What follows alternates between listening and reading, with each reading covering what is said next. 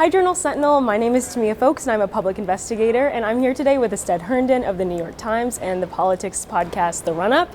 So happy to have you here today. Thank you for having me, I appreciate it. Yeah, Astead, I just want to start with the very obvious point of this interview, which is that you used to be a Journal Sentinel intern, and you've definitely had a very successful career since then. Can you tell me a little bit about your history in Milwaukee? Yeah, no, I love Milwaukee. I went to Marquette down the street, and I really didn't know that I wanted to be a journalist at the time. I did City Year and actually worked in Milwaukee Public Schools, and then after I came back to Marquette, got an internship through a fellowship at the school to work at the Journal Sentinel in education reporting. And it was my first time in the newsroom. It was my first time kind of doing journalism, and I loved it. Like, even the ways that classes of journalism didn't really speak to me, the Journal Sentinel was like a class in itself. And one thing I loved about Milwaukee was the ability to get involved really quickly. And so I had all of these kind of like thoughts about, how I wanted politics to be covered and what language mattered most to people. And you could really put that into action. And so one thing I always remember was like 2 weeks into this internship, I'm like asking the mayor about achievement gaps. I don't think that's possible in all places. And so I really appreciate what the Journal Sentinel did for me and what Milwaukee did for me in terms of really setting me on the journalism path. Yeah, you've been in Wisconsin a few times beyond just this convention. The Run Up has had a few episodes here, most recently with Braver Angels, I believe. Yeah. Can you tell me a little bit about what has drawn you here to report on leading up to 2024? Yeah, this was partially due to my own experience here in Milwaukee. When I was a student here, that's when the kind of Scott Walker era was happening. That was when, I remember the takeover of the Capitol in Madison, and really the change in the state over that time were really formative lessons for me. And so when I started the Run Up and we were talking about kind of how politics got this way, one of the things I first wanted to do was go back to Wisconsin. And we did an episode in our first season about the gerrymandering here and about how a lot of folks were written out of the political process kind of intentionally. And we followed that story consistently. So obviously, as those laws have changed, the state Supreme Court race that shifted it, we covered that in kind of our second go around. And then I think Wisconsin remains a huge tipping point for the Electoral College. So we're going to be here consistently. We did an episode with Governor Evers and the state Democratic chair, Ben Wickler, about how these new maps have breathed life in kind of down ballot races. And then the one that you're mentioning a couple weeks ago, we came to the Braver Angels Convention in Kenosha, which is a gathering of Democrats, Republicans, and independents meant to kind of bring people together and kind of heal political divides. And so we went to a watch party for the debate there, and it was an interesting group of people that kind of wrestle with an election that I think is really defined by the fact that a lot of Americans don't like either option. And I think for me, that really speaks to a political system that's being stress tested right now. And so I want to make sure that our reporting really follows that through. And frankly, I think Wisconsin's a great place to do that. Yeah, definitely. The really interesting part of that conversation that they were having at Braver Angels was, they call themselves Reds and Blues, and they kind of are intentional about mixing those groups and having dialogue about what they want to see changed in the country. Yeah. Do you feel like, having been here this week, that conversation about unity has been really direct, but also we don't know how it's going to play out over the next couple of months? Do you feel like there's room for bipartisan collaboration based on what you're hearing? I think that it's in the air, and I think certainly the kind of tragic events of Saturday has really made that top of mind for people. You hear kind of politicians say there's an incentive to tone down the political rhetoric, and I think there's a desire from the public to really have a political system that reflects more of those concerns. The problem is, I think once this week is over, will we get a version of Donald Trump or Republicans that consistently have that message? Because I think no matter what folks say on the stage here, we know that there are a lot of members of the Republican Party, and Trump's Republican Party specifically, who've gotten a lot of political benefit from pushing division, who have made a kind of us versus them language that has helped him rise to the White House and get to a point of being able to possibly return. And so you have Joe Biden now, I think, trying to pitch himself as uniter. And that worked in 2020, but I think it's a little bit of a different message now. I honestly think that the thing that gives me the most hope on the unification front is not really coming from politicians or parties. It comes from the people we talk to all the time. There's actually a widespread agreement that the political system needs to change, that this is not something that actually is conducive to finding solutions, that bipartisanship is made harder by the political process, not easier. And we hear that from DR independent all across the country.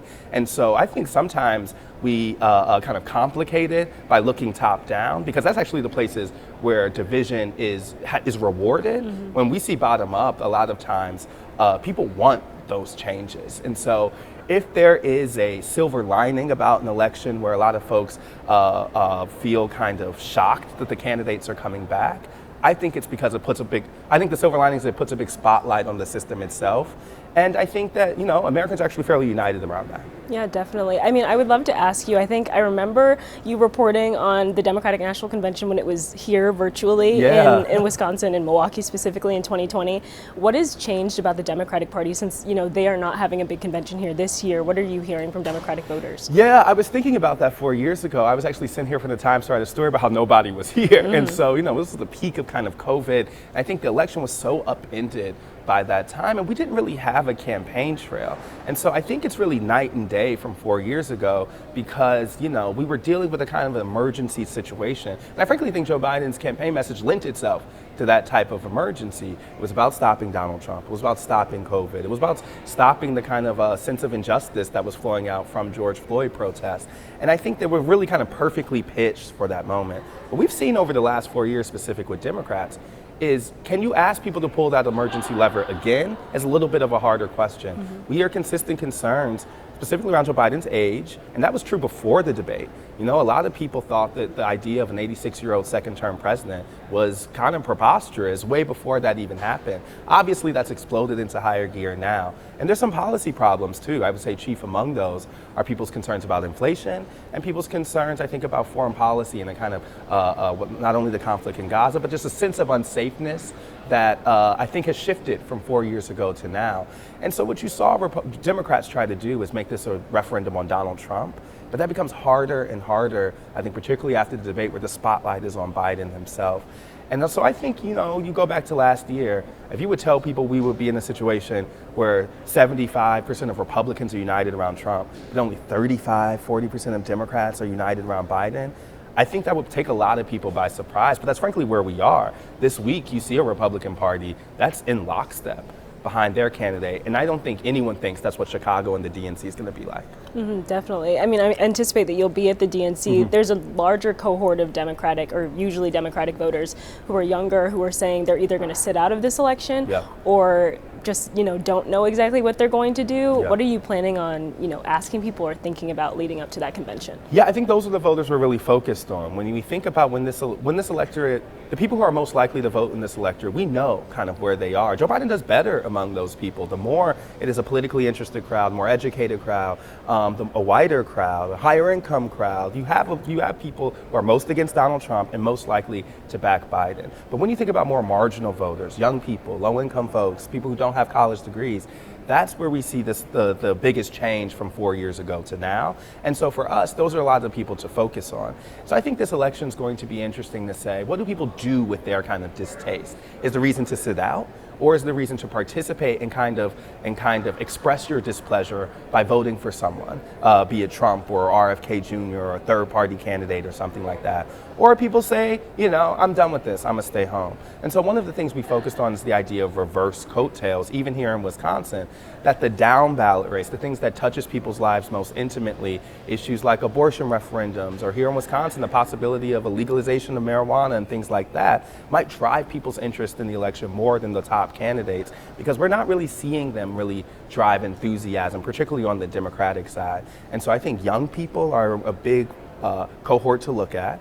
And I think we have to be honest about kind of what that scope is. 18 to 40 has never really been all that hot on Joe Biden. Even back in the 2020 primary 4 years ago, that's only exploded more so when we think about Gen Z too. And so I think we have to be honest about these voters being ones that are new to the political process, that don't have the clearest memory of Trump as president. And episodes we have done focused on them show that Democrats have an ability to shift them by reminding them by some of the chaos, but their problems with Joe Biden are deep and real. Definitely. I mean, I want to, of course, honor the fact that you're in Wisconsin again. You're visiting for the first time maybe in, a couple weeks, but it's been a minute since you've been in college here. Yeah. What have been some of your favorite things to revisit since you've been back in Milwaukee? Just like city-wise? City-wise. Oh, that's so fun.